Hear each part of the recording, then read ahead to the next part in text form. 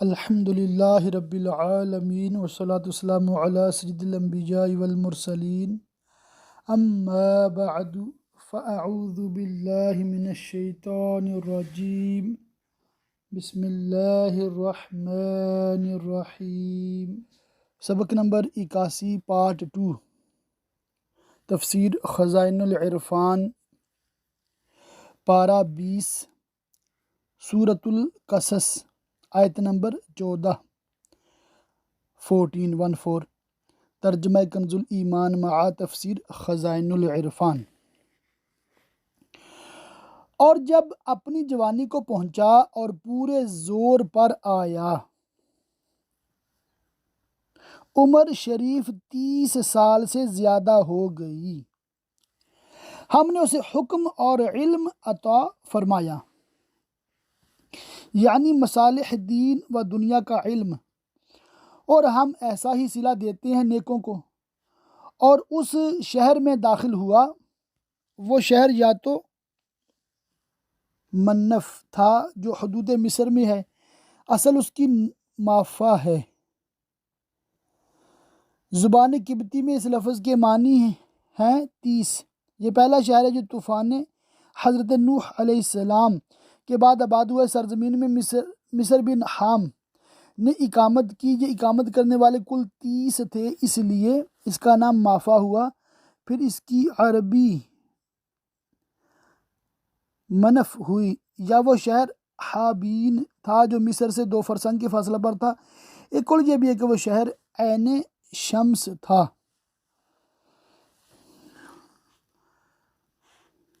جس وقت شہر والے دوپہر کے خواب میں بے خبر تھے، اور حضرت موسیٰ علیہ السلام کے پوشیدہ طور پر داخل ہونے کا سبب یہ تھا کہ جب حضرت موسیٰ علیہ السلام جوان ہوئے تو آپ نے حق کا بیان اور فرعون اور فرعونیوں کی گمراہی کا رد شروع کیا۔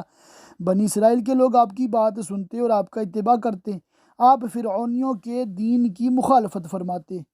شدہ یعنی رفتہ رفتہ اس کا چرچا ہوا اور فرعونی جستجو میں ہوئے، اس لیے آپ جس بستی میں داخل ہوتے ایسے وقت داخل ہوتے جب وہاں کے لوگ غفلت میں ہوں۔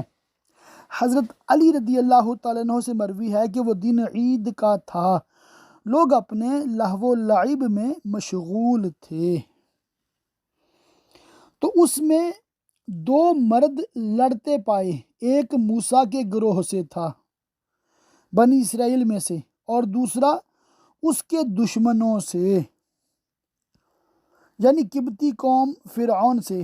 یہ اسرائیل پر جبر کر رہا تھا تاکہ اس پر لکڑیوں کا انبار لاد کر فرعون کے مطبخ میں لے جائے۔ تو وہ جو اس کے گروہ سے تھا، یعنی حضرت موسیٰ علیہ السلام کے، اس نے موسیٰ سے مدد مانگی۔ اس پر جو اس کے دشمنوں سے تھا تو موسیٰ نے اس کے گھونسا مارا۔ پہلے آپ نے قبطی سے کہا کہ اسرائیلی پر ظلم نہ کر، اس کو چھوڑ دے، لیکن وہ باز نہ آیا اور بد زبانی کرنے لگا، تو حضرت موسیٰ علیہ السلام نے اس کو اس ظلم سے روکنے کے لیے گھونسا مارا، تو اس کا کام تمام کر دیا، یعنی وہ مر گیا اور آپ نے اس کو ریت میں دفن کر دیا۔ آپ کا ارادہ قتل کرنے کا نہ تھا۔ کہا یہ کام شیطان کی طرف سے ہوا، یعنی اس قبطی کا اسرائیلی پر ظلم کرنا جو اس کی ہلاکت کا باعث ہوا۔ بے شک وہ دشمن ہے کھلا گمراہ کرنے والا۔ عرض کیا ہے میرے رب، میں نے اپنی جان پر زیادتی کی۔ یہ کلام حضرت موسیٰ علیہ السلام کا بطریق تواضع ہے، کیونکہ آپ سے کوئی معصیت سرزد نہیں ہوئی اور انبیاء معصوم ہیں، ان سے گناہ نہیں ہوتے۔ قبطی کا مارنا آپ کا دفع ظلم اور امداد مظلوم تھی۔ یہ کسی ملت میں بھی گناہ نہیں، پھر بھی اپنی طرف تقصیر کی نسبت کرنا اور استغفار چاہنا یہ مقربین اللہ والوں کا دستور ہی ہے۔ بعض مفسرین نے فرمایا کہ اس میں تاخیر اولا تھی، اس لیے حضرت موسیٰ علیہ السلام نے ترک اولا کو زیادتی فرمایا اور اس پر حق تعالیٰ سے مغفرت طلب کی۔ تو مجھے بخش دے، تو رب نے اسے بخش دیا، بے شک وہی بخشنے والا مہربان ہے۔ عرض کی اے میرے رب جیسا تو نے مجھ پر احسان کیا تو اب یہ کرم بھی کر کہ مجھے فرعون کی صحبت اور اس کے یہاں رہنے سے بھی بچا کہ اس زمرہ میں شمار کیا جانا یہ بھی ایک طرح کا مددگار ہونا ہے۔ ہرگز میں مجرموں کا مددگار نہ ہوں گا۔ تو صبح کی اس شہر میں ڈرتے ہوئے اس انتظار میں کہ کیا ہوتا ہے، کہ خدا جانے اس قبطی کے مارے جانے کا کیا نتیجہ نکلے اور اس کی قوم کے لوگ کیا کریں۔ جبھی دیکھا کہ وہ جس نے کل ان سے مدد چاہی تھی فریاد کر رہا ہے۔ حضرت ابن عباس رضی اللہ تعالیٰ عنہما نے فرمایا کہ فرعون کی قوم کے لوگوں نے فرعون کو اطلاع دی کہ کسی بنی اسرائیل نے ہمارے ایک آدمی کو مار ڈالا ہے۔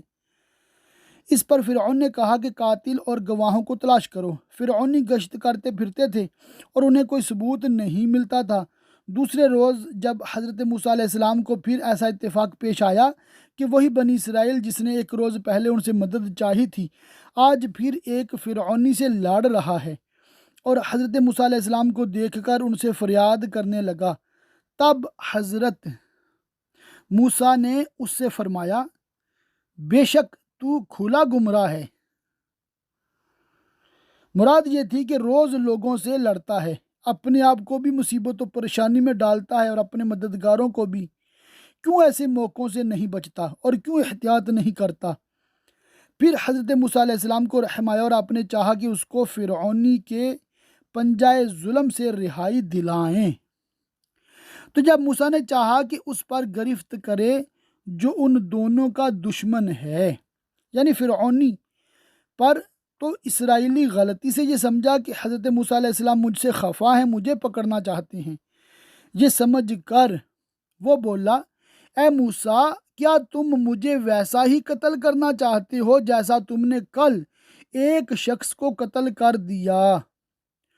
تم تو یہی چاہتے ہو کہ زمین میں سخت گیر بنو اور اصلاح کرنا نہیں چاہتے۔ فرعونی نے یہ بات سنی اور جا کر فرعون کو اطلاع دی کہ کل کے فرعونی مقتول کے قاتل حضرت موسیٰ علیہ السلام ہیں۔ فرعون نے حضرت موسیٰ علیہ السلام کے قتل کا حکم دیا اور لوگ حضرت موسیٰ علیہ السلام کو ڈھونڈنے نکلے، اور شہر کے پرلے کنارے سے ایک شخص جس کو مومن آل فرعون کہتے ہیں یہ خبر سن کر قریب کی راہ سے دوڑتا آیا، کہا اے موسیٰ بے شک فرعون کے دربار والے آپ کے قتل کا مشورہ کر رہے ہیں، تو نکل جائیے شہر سے، میں آپ کا خیر خواہ ہوں۔ یہ بات خیر خواہی اور مصلحت اندیشی سے کہتا ہوں۔ تو اس شہر سے نکلا ڈرتا ہوا اس انتظار میں کہ اب کیا ہوتا ہے۔ عرض کیا میرے رب مجھے ستم گاروں سے بچا لے، یعنی قوم فرعون سے۔ اور جب مدین کی طرف متوجہ ہوا، مدین وہ مقام ہے جہاں حضرت شعیب علیہ السلام تشریف رکھتے تھے، اس کو مدین ابن ابراہیم کہتے ہیں۔ مصر سے یہاں تک 8 روز کی مسافت ہے۔ یہ شہر فرعون کے حدود قلم رو یعنی سلطنت کی حدود سے باہر تھا۔ حضرت موسیٰ علیہ السلام نے اس کا رستہ بھی نہ دیکھا تھا، نہ کوئی سواری ساتھ تھی، نہ توشہ، نہ کوئی ہمراہی۔ راہ میں درختوں کے پتوں اور زمین کے سبزے کے سوا خوراک کی اور کوئی چیز نہ ملتی تھی۔ کہا قریب ہے کہ میرا رب مجھے سیدھی راہ بتائے۔ چنانچہ اللہ تعالیٰ نے ایک فرشتہ بھیجا جو آپ کو مدین تک لے گیا، اور جب مدین کے پانی پر آیا، یعنی کنویں پر جس سے وہاں کے لوگ پانی لیتے اور اپنے جانوروں کو سیراب کرتے تھے، یہ کنواں شہر کے کنارے تھا۔ وہاں لوگوں کے ایک گروہ کو دیکھا کہ اپنے جانوروں کو پانی پلا رہے ہیں، اور ان سے اس طرف یعنی مردوں سے علیحدہ 2 عورتیں دیکھیں کہ اپنے جانوروں کو روک رہی ہیں، اس انتظار میں کہ لوگ فارغ ہوں اور کنواں خالی ہو، کیونکہ کنویں کو قوی اور زور آور لوگوں نے گھیر رکھا تھا۔ ان کے ہجوم میں عورتوں سے ممکن نہ تھا کہ اپنے جانوروں کو پانی پلا سکتیں۔ موسیٰ نے فرمایا تم دونوں کا کیا حال ہے، یعنی اپنے جانوروں کو پانی کیوں نہیں پلاتی؟ وہ بولی ہم پانی نہیں پلاتے جب تک سب چرواہے پلا کر پھیر نہ لے جائیں، کیونکہ نہ ہم مردوں کی انبوہ یعنی ہجوم میں جا سکتے ہیں، نہ پانی کھینچ سکتے ہیں۔ جب یہ لوگ اپنے جانوروں کو پانی پلا کر واپس ہو جاتے ہیں تو حوض میں جو پانی بچ رہتا ہے وہ ہم اپنے جانوروں کو پلا لیتے ہیں، اور ہمارے باپ بہت بوڑھے ہیں، ضعیف ہیں، خود یہ کام نہیں کر سکتے، اس لیے جانوروں کو پانی پلانے کی ضرورت ہمیں پیش آئی۔ جب موسیٰ علیہ السلام نے ان کی باتیں سنی تو آپ کو رقت آئی اور رحم آیا، اور وہیں دوسرا کنواں جو اس کے قریب تھا اور ایک بہت بھاری پتھر اس پر ڈھکا ہوا تھا جس کو بہت سے آدمی مل کر ہٹا سکتے تھے، آپ نے تنہا اس کو ہٹا دیا۔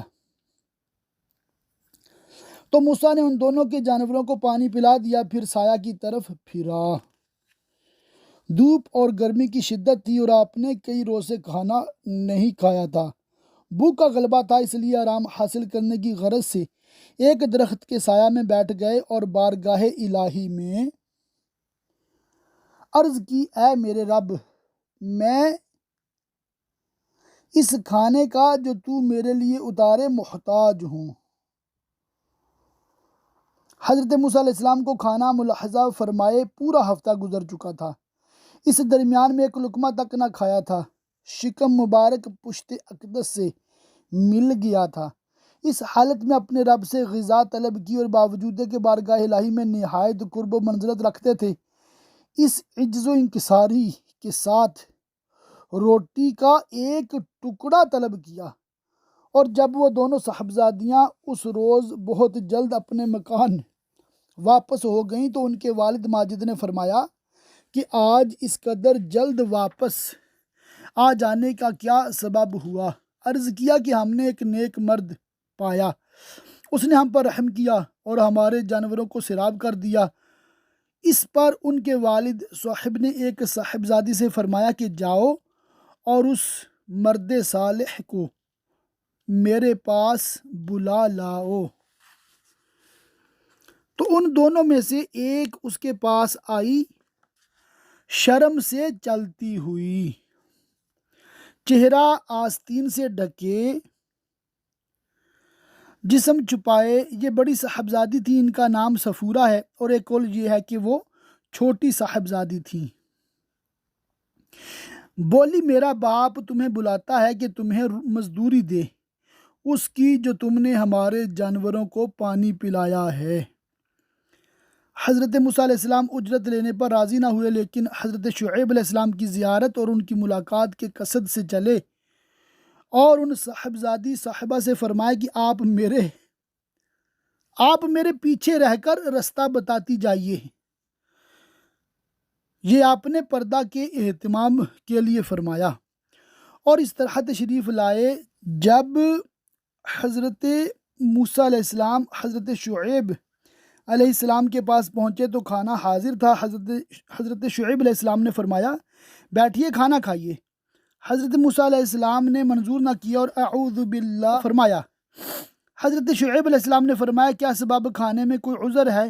کیا آپ کو بھوک نہیں ہے؟ فرمایا کہ مجھے یہ اندیشہ ہے کہ یہ کھانا میرے اس عمل کا عوض نہ ہو جائے جو میں نے آپ کے جانوروں کو پانی پلا کر انجام دیا ہے، کیونکہ ہم وہ لوگ ہیں کہ عمل خیر پر عوض لینا قبول نہیں کرتے۔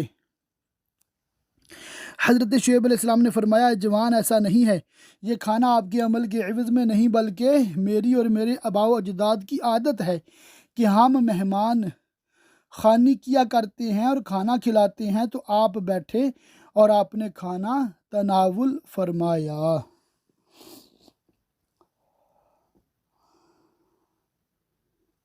جب موسیٰ اس کے پاس آیا اور اسے باتیں کہہ سنائیں اور تمام واقعات و احوال جو فرعون کے ساتھ گزرے تھے، اپنی ولادت شریف سے لے کر قبطی کے قتل اور فرعونیوں کے آپ کے در پہ جان ہونے تک کہ سب حضرت شعیب علیہ السلام سے بیان کر دیے،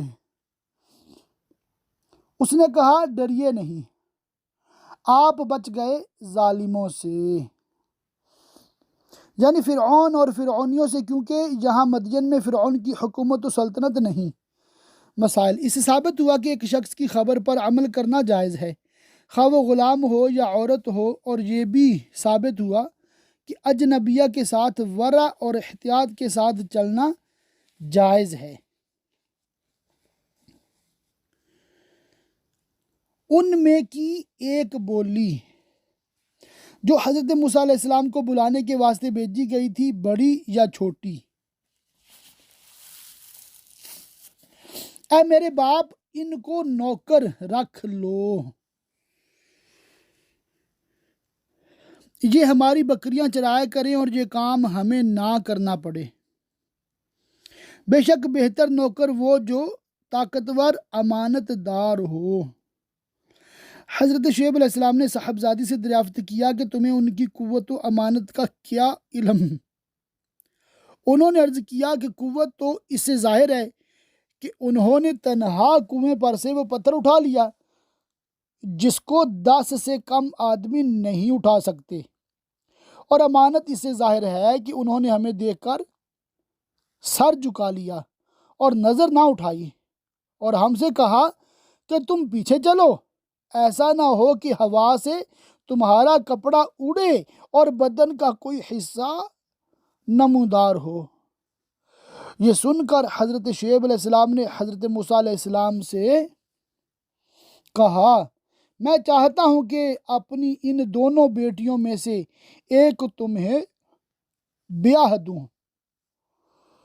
یہ وعدہ نکاح کا تھا، الفاظ عقد نہ تھے، کیونکہ مسئلہ عقد کے لیے صیغہ ماضی ضروری ہے، مسئلہ، اور ایسے ہی منکوحہ کی تعیین بھی ضروری ہے، اس مہر پر کہ تم 8 برس میری ملازمت کرو۔ مسئلہ، آزاد مرد کا آزاد عورت سے نکاح کسی دوسرے آزاد شخص کی خدمت کرنے یا بکریاں چرانے کو مہر قرار دے کر جائز ہے۔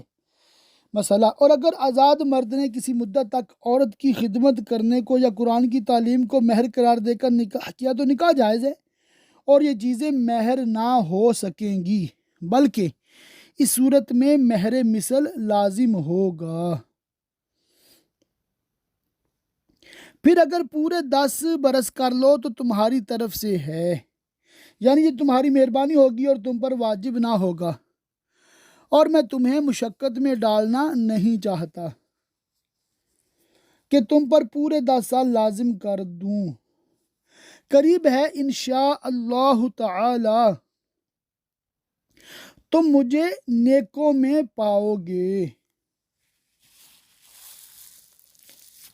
تو میری طرف سے حسن معاملت اور وفائے عہد ہی ہوگی، اور انشاء اللہ تعالی آپ نے اللہ تعالیٰ کی توفیق و مدد پر بھروسہ کرنے کے لیے فرمایا۔ موسیٰ نے کہا، یہ میرے اور آپ کے درمیان اقرار ہو چکا، میں ان دونوں میں جو میعاد پوری کر دوں، خواہ 10 سال کی یا 8 سال کی، تو مجھ پر کوئی مطالبہ نہیں، اور ہمارے اس کہے پر اللہ کا ذمہ ہے۔ پھر جب آپ کا عقد ہو چکا تو حضرت شعیب علیہ السلام نے اپنی صاحبزادی کو حکم دیا کہ وہ حضرت موسیٰ علیہ السلام کو ایک عصا دیں جس سے وہ بکریوں کی نگہبانی کریں اور درندوں کو دفع کریں۔ حضرت شعیب علیہ السلام کے پاس انبیاء علیہ السلام کے کئی عصا تھے۔ صاحبزادی صاحبہ کا ہاتھ حضرت آدم علیہ السلام کی عصا پر پڑا جو آپ جنت سے لائے تھے، اور انبیاء اس کے وارث ہوتے چلے آئے تھے، اور وہ حضرت شعیب علیہ السلام کو پہنچا تھا۔ حضرت شعیب علیہ السلام نے یہ عصا حضرت موسیٰ علیہ السلام کو دیا۔ پھر جب موسیٰ نے اپنی میعاد پوری کر دی، حضرت ابن عباس رضی اللہ تعالیٰ عنہ سے مروی ہے کہ آپ نے بڑی میعاد یعنی 10 سال پورے کیے۔ پھر حضرت شعیب علیہ السلام سے مصر کی طرف واپس جانے کی اجازت چاہی، آپ نے اجازت دی، اور اپنی بیوی کو لے کر چلا۔ ان کے والد کی اجازت سے مصر کی طرف، طور کی طرف سے ایک آگ دیکھی۔ جبکہ آپ جنگل میں تھے، اندھیری رات تھی، سردی شدت کی پڑ رہی تھی، راستہ گم ہو گیا تھا۔ اس وقت آپ نے آگ دیکھ کر اپنی گھر والی سے کہا، تم ٹھہرو، مجھے طور کی طرف سے ایک آگ نظر پڑی ہے، شاید میں وہاں سے کچھ خبر لاؤں۔ راہ کی کہ کس طرف ہے، یا تمہارے لیے کوئی آگ کی چنگاری لاؤں کہ تم تاپو۔ پھر جب آگ کے پاس حاضر ہوا، ندا کی گئی میدان کے داہنے کنارے سے، جو حضرت موسیٰ علیہ السلام کے دست راست کی طرف تھا، برکت والے مقام میں پیڑ سے۔ وہ درخت عناب کا تھا یا اوسج کا۔ اوسج ایک خاردار درخت ہے جو جنگلوں میں ہوتا ہے۔ کہ اے موسیٰ، بے شک میں ہی ہوں اللہ، رب سارے جہان کا۔ جب حضرت موسیٰ علیہ السلام نے سرسبز درخت میں آگ دیکھی تو جان لیا کہ اللہ تعالیٰ کے سوا یہ کسی کی قدرت نہیں، اور بے شک اس کلام کا اللہ تعالیٰ ہی متکلم ہے۔ یہ بھی منقول ہے کہ یہ کلام حضرت موسیٰ علیہ السلام نے صرف گوش مبارک ہی سے نہیں بلکہ اپنے جسم اقدس کے ہر جز سے سنا، اور یہ کہ ڈال دے اپنا عصا، چنانچہ آپ نے عصا ڈال دیا، وہ سانپ بن گیا۔ پھر جب موسیٰ نے اسے دیکھا لہراتا ہوا، گویا سانپ ہے، پیٹھ پھیر کر چلا اور مڑ کر نہ دیکھا۔ تب ندا کی گئی، اے موسیٰ، سامنے آ اور ڈر نہیں، بے شک تجھے امان ہے، کوئی خطرہ نہیں۔ اپنا ہاتھ اپنی قمیص کے گریبان میں ڈال، نکلے گا سفید چمکتا بے عیب،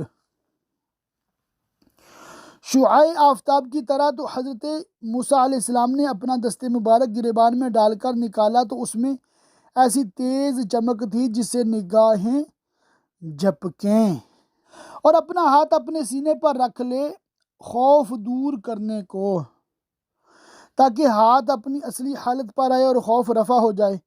حضرت ابن عباس رضی اللہ تعالیٰ عنہما نے فرمایا کہ اللہ تعالیٰ نے حضرت موسیٰ علیہ السلام کو سینہ پر ہاتھ رکھنے کا حکم دیا تاکہ جو خوف سانپ دیکھنے کے وقت پیدا ہو گیا تھا رفع ہو جائے، اور حضرت موسیٰ علیہ السلام کے بعد جو خوف زدہ اپنا ہاتھ سینہ پر رکھے گا اس کا خوف دفع ہو جائے گا۔ تو یہ دو حجتیں ہیں تیرے رب کی، یعنی عصا اور ید بیضا تمہاری رسالت کی برہانیں ہیں، فرعون اور اس کے درباریوں کی طرف، بے شک وہ بے حکم یعنی نافرمان لوگ ہیں۔ عرض کی، اے میرے رب، میں نے ان میں ایک جان مار ڈالی، یعنی قبطی میرے ہاتھ سے مارا گیا ہے، تو ڈرتا ہوں کہ مجھے قتل کر دیں، اور میرا بھائی ہارون، اس کی زبان مجھ سے زیادہ صاف ہے، تو اسے میری مدد کے لیے رسول بنا کہ میری تصدیق کرے۔ مجھے ڈر ہے کہ وہ یعنی فرعون اور اس کی قوم مجھے جھٹلائیں گے۔ فرمایا، قریب ہے کہ ہم تیرے بازو کو تیرے بھائی سے قوت دیں گے اور تم دونوں کو غلبہ عطا فرمائیں گے، تو وہ تم دونوں کا کچھ نقصان نہ کر سکیں گے، ہماری نشانیوں کے سبب تم دونوں اور جو تمہاری پیروی کریں گے غالب آؤ گے فرعون اور اس کی قوم پر۔ پھر جب موسیٰ ان کے پاس ہماری روشن نشانیاں لایا، بولے، یہ تو نہیں مگر بناوٹ کا جادو۔ ان بد نصیبوں نے معجزات کا انکار کر دیا اور ان کو جادو بتا دیا۔ مطلب یہ تھا کہ جس طرح تمام انواع سحر باطل ہوتے ہیں، اسی طرح معاذ اللہ یہ بھی ہے۔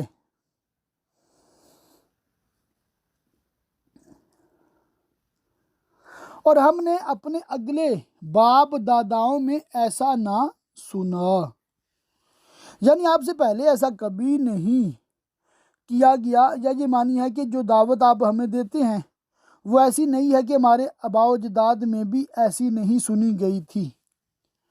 اور موسیٰ نے فرمایا میرا رب خوب جانتا ہے جو اس کے پاس سے ہدایت لایا، یعنی جو حق پر ہے اور جس کو اللہ تعالیٰ نے نبوت کے ساتھ سرفراز فرمایا، اور جس کے لیے آخرت کا گھر ہوگا، اور وہ وہاں کی نعمتوں اور رحمتوں کے ساتھ نوازا جائے گا۔ بے شک ظالم مراد کو نہیں پہنچتے، یعنی کافروں کو آخرت کی فلاح میسر نہیں۔ اور فرعون بولا ہے درباریوں میں تمہارے لیے اپنے سوا کوئی خدا نہیں جانتا، تو اے حامان میرے لیے گارا پکا کر اینٹ تیار کر، کہتے ہیں کہ یہی دنیا میں سب سے پہلے اینٹ بنانے والا ہے، یہ صنعت اس سے پہلے نہ تھی۔ ایک محل بنا نہایت بلند کہ شاید میں موسیٰ کے خدا کو جھانک آؤں۔ چنانچہ حامان نے ہزارہا کاریگر اور مزدور جمع کیے، اینٹیں بنوائیں اور عمارتی سامان جمع کر کے اتنی بلند عمارت بنوائی کہ دنیا میں اس کے برابر کوئی عمارت بلند نہ تھی۔ فرعون نے یہ گمان کیا کہ معاذ اللہ، اللہ تعالیٰ کے لیے بھی مکان ہے اور وہ جسم ہے کہ اس تک پہنچنا اس کے لیے ممکن ہوگا، اور بے شک میرے گمان میں تو وہ یعنی موسیٰ علیہ السلام جھوٹا ہے اپنے اس دعویٰ میں کہ اس کا ایک معبود ہے جس نے اس کو اپنا رسول بنا کر ہماری طرف بھیجا، اور اس نے اور اس کے لشکریوں نے زمین میں بھیجا بڑائی چاہی، اور حق کو نہ مانا اور باطل پر رہے، اور سمجھے کہ انہیں ہماری طرف پھرنا نہیں، تو ہم نے اسے اور اس کے لشکر کو پکڑ کر دریا میں پھینک دیا اور سب غرق ہو گئے۔ تو دیکھو کیسا انجام ہوا ستمکاروں کا۔ اور انہیں ہم نے دنیا میں دوزخیوں کا پیشوا بنایا کہ آگ کی طرف بلاتے ہیں، یعنی کفر و معاصی کی دعوت دیتے ہیں جس سے عذاب جہنم کے مستحق ہوں، اور جو ان کی اطاعت کرے وہ بھی جہنمی ہو جائے، اور قیامت کے دن ان کی مدد نہ ہوگی۔ اور اس دنیا میں ہم نے ان کے پیچھے لعنت لگائی، یعنی رسوائی اور رحمت سے دوری، اور قیامت کے دن ان کا برا ہے۔